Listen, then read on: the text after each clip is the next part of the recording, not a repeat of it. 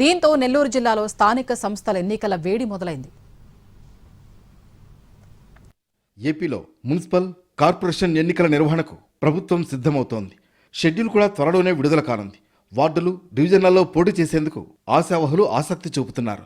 Party కార్యాలయాలు, ప్రజాప్రతినిధుల చుట్టూ ప్రదక్షిణలు చేస్తున్నారు. ఇంకా రిజర్వేషన్లు ఖరారు కాకముందే తమకు అవకాశం ఇవ్వాలంటూ అభ్యర్థిస్తున్నారు. గతంలో తానే పోటీ చేశానని మరోసారి తనకు అవకాశం ఇవ్వాలని కోరుతున్నారు. బీసీలకు రిజర్వేషన్ కల్పించిన తరుణంలో ఆయా సామాజిక వర్గాల్లోని నేతల్లో ఆశలు రెట్టింపయ్యాయి. వార్డులు, డివిజన్లలో పోటీ చేసేందుకు తమకే ఎక్కువ అవకాశం ఉందంటూ ప్రచారం చేసుకుంటున్నారు. నెల్లూరు జిల్లాలో ఆశావహుల హడావుడి ఎక్కువగా కనిపిస్తోంది. ఎస్సీ, ఎస్టీ రిజర్వేషన్లు ఏ డివిజన్లకు కేటాయిస్తారనే ఆసక్తి నెలకొంది. బీసీలకు ఇచ్చే స్థానాలపైన అదే ఉత్కంఠ కనిపిస్తోంది.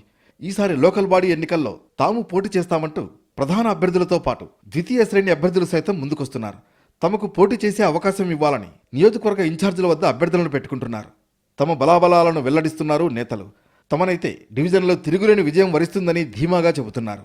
తమ డివిజన్లో తమ సామాజిక వర్గానికి చెందిన ఓట్లు ఎక్కువ ఉన్నాయని, తమ పేర్లను పరిశీలించాలని కోరుతున్నారు నాయకులు. నెల్లూరు కార్పొరేషన్ను 72 స్థానాలకు పెంచుతూ ప్రభుత్వం నిర్ణయం తీసుకుంది. దీనిపై కోర్టు విచారణ ఉండగా ఆ తీర్పు ఎప్పుడైనా వెలువడే అవకాశాలున్నాయి.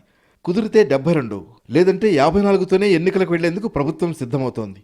ఈ క్రమంలో నెల్లూరు మున్సిపల్ కార్పొరేషన్లో సీట్ల సర్దుబాటు ప్రధాన రాజకీయ పార్టీలకు తలనొప్పిగా మారింది. గెలుపే లక్ష్యంగా అధికార పార్టీ వ్యూహాత్మకంగా అడుగులు వేస్తోంది. అభ్యర్థి బలాబలాలను పరిశీలించడంతో పాటు ఆ సామాజిక వర్గానికి చెందిన ఓట్లు డివిజన్లో ఎన్ని ఉన్నాయనే దానిపై లెక్కలు కడుతోంది. ప్రతిపక్ష వైసీపీ కూడా కార్పొరేషన్ ఎన్నికల్లో తమ ప్రభావాన్ని చూపేందుకు సిద్ధమవుతోంది. బలమైన అభ్యర్థులను బరిలోకి దింపి ఎక్కువ స్థానాలను గెలుచుకునేందుకు ప్లాన్ చేస్తోంది. తమ డివిజన్లో గతంలో ఏ రిజర్వేషన్ కింద సీటు కేటాయించారు, ఇప్పుడు ఏ రిజర్వేషన్ వచ్చే అవకాశాలు ఉన్నాయనే దానిపైన ఆలోచనలు చేస్తున్నారు. టికెట్ తెచ్చుకుంటే గెలిచినట్లే అనే భావనలో అధికార పార్టీ నేతలు ఉన్నారు. తామైతే అధికార పార్టీని ఢీకొట్టగలమని ప్రతిపక్ష వైసీపీ నేతలు చెబుతున్నారు.